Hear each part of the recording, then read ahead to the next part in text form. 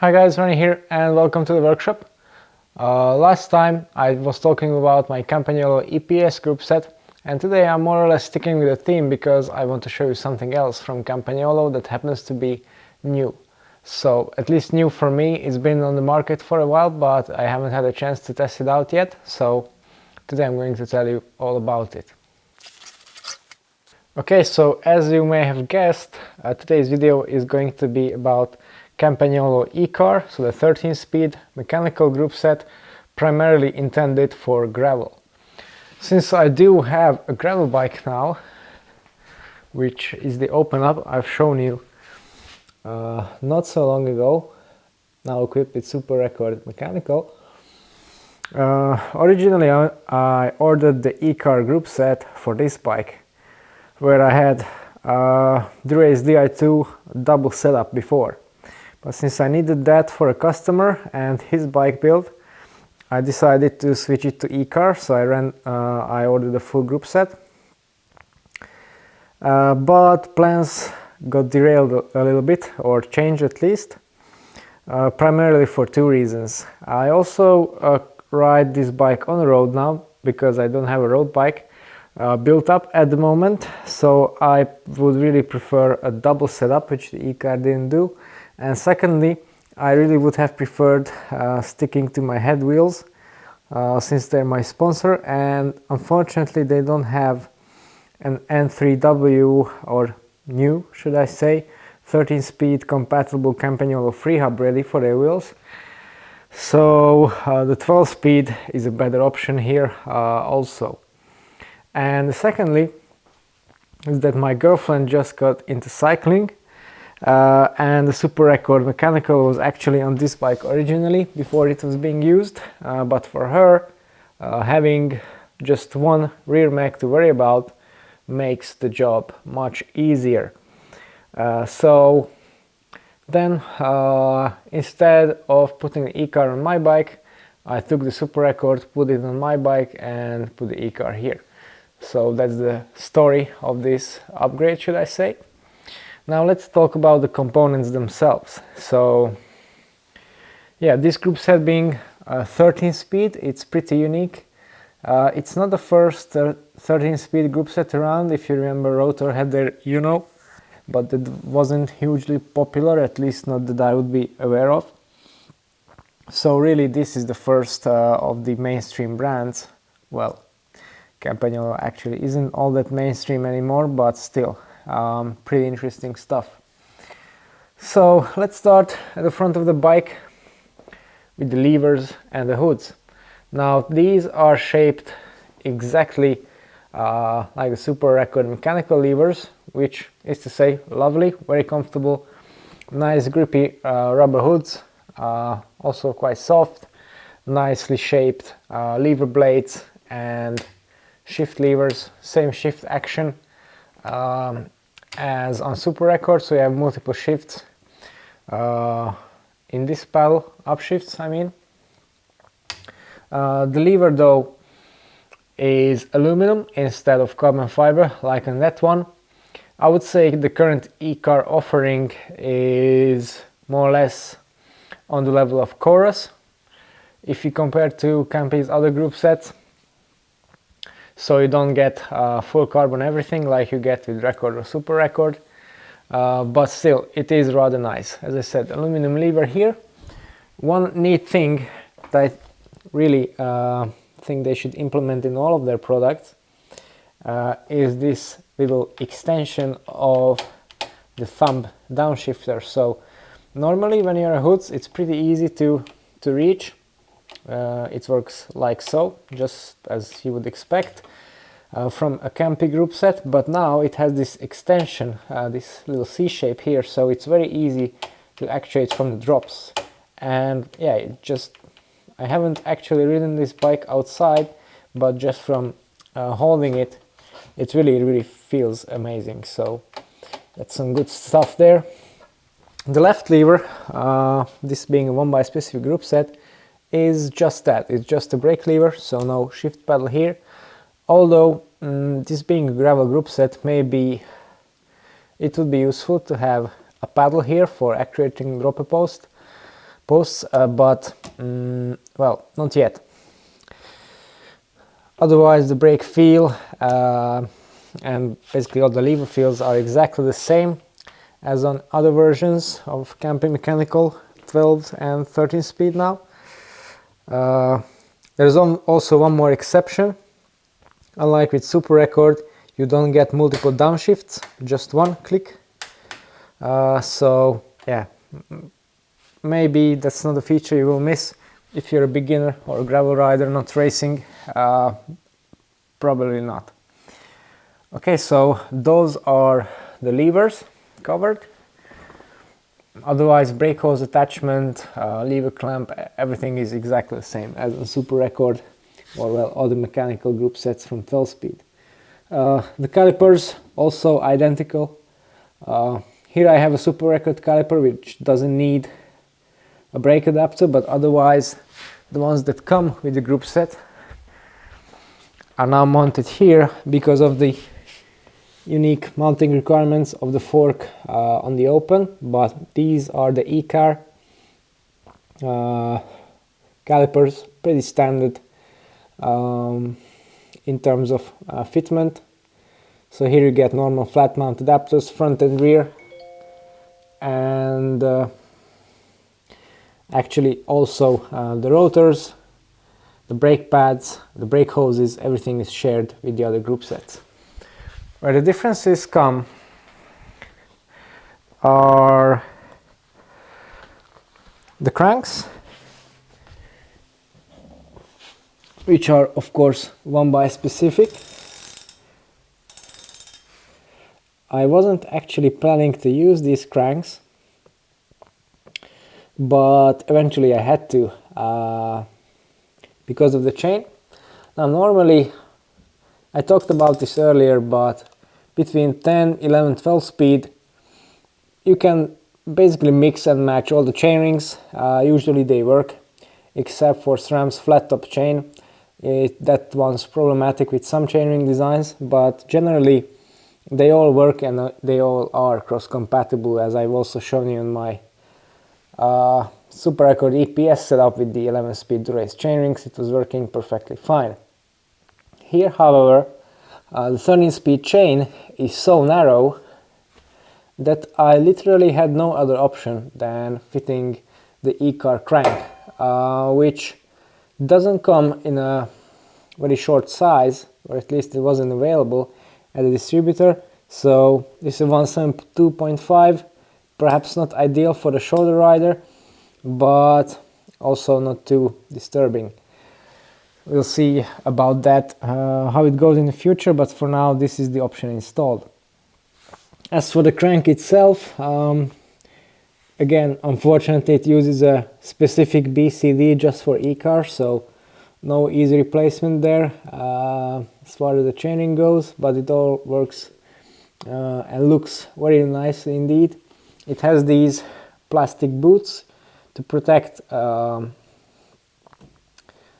the crank ends from rock strikes. Perhaps not necessary on a road bike, but certainly very useful for a gravel bike, which I can testify because my cranks without these are already beaten up from the rocks. The spindle is the same split design which Campagnolo uses, the power torque setup with a Hirsch coupling in the middle, and as traditionally the bearings are pressed on the spindle itself. One exception which came a bit problematic for me is the fact that the bearings now also have a seal ring outside of them. So if you want to mount these to your bottom bracket cups, you need the ones that are Ekar specific. Unfortunately, the distributor didn't have any available in the BB386, which this Orbea frame needs, so I had to order the standard road ones, and that's when I noticed that the Ekar bearings just won't fit. So what I had to do is to remove the bearings from the spindles, remove the seal rings, put the bearings back in, so essentially going back from the Ekar upgrade to the road setup. It's a road bike anyway, so it doesn't really matter, not much contamination. And then it fit eventually because, yeah, to accommodate the seal ring which would otherwise be there, the BB cups need to have one more little recess where the seal ring sits, and the road ones just don't have that. I've already talked about the chain. It's waxed, of course. I stripped it off the factory grease and applied some nice Silca hot melt wax, so it's very efficient and clean. This is also the first time Campy are using a quick link for the chains, which for me is good news because, well, I'm waxing my chains. So that's nice. And going back further to the rear mech, again, this is or sits somewhere on the chorus level, so it's mostly metal apart from this knuckle. Yeah, aluminum cage, aluminum body, aluminum parallelogram arms, so yeah, not very fancy but pretty sturdy indeed. The clutch, which is present here, very strong, very high chain tension, so I don't think retention would be problematic. Adjustment is done as usual, so you get limit screws, bead tension screw, etc. No fancy adjustment tool like you have with SRAM here. One neat thing is this actually has a release option for the rear mech, so you don't release the tension from the clutch itself, or you can't just lock out the cage like you would on SRAM or Shimano, but instead you have this little switch here which you can pull when you put the wheel out, and then it fixes the rear mech in a loose position so you can install the chain on the cassette. Unfortunately, I'm not strong enough to demonstrate that while the chain is on, with one hand at least. And then finally, the cassette itself. Now this really is a bit of a masterpiece. It's basically a two-piece design, and the upper 9 cogs are machined from a block of steel, but they also have an aluminum carrier hidden inside there. I'm not sure you can see that actually, but it's there. It's pretty lightweight. This one is the 9-44 version, which has a nice super wide spread. Might not be ideal for drivetrain efficiency, but for non-racing applications that's not really a problem. Ease of use and wide range is the priority here. With 13 speeds, actually, even this range, the steps are not too bad, as I've managed to find out. Now here you can see another compatibility issue. So this is a Wahoo Kicker 5 direct drive trainer. Wahoo also don't yet have a new or N3W or 13 speed Campagnolo freehub available, but because of the design of this freehub, it's actually possible to retrofit the cassette on the trainer like so. As I said, it's made of two parts, so this is the large cluster, this is the small one, and to see how that works, I need to show you what this new driver body actually means.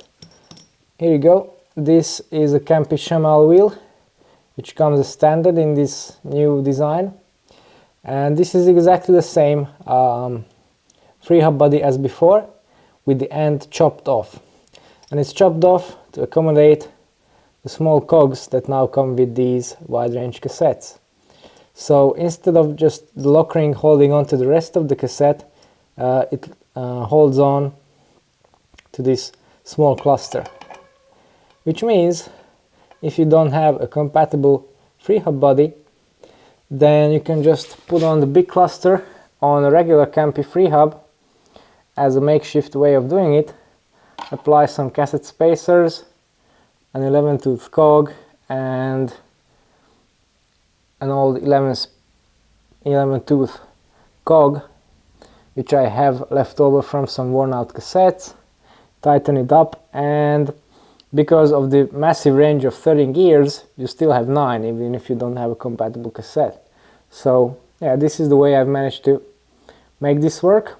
So far it's been pretty neat as far as setup goes. So yeah, Campy Ekar 13 speed. It's actually gaining quite a lot of popularity and putting Campy back on OEM fitted bikes, which I think is nice for the company and for the market itself, so we have one more competitor.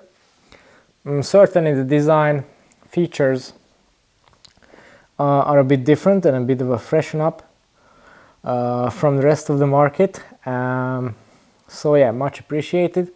Also the availability right now, if I compare it to other brands, Campy is the best, which is or was rarely the case in the past, so also thumbs up for that.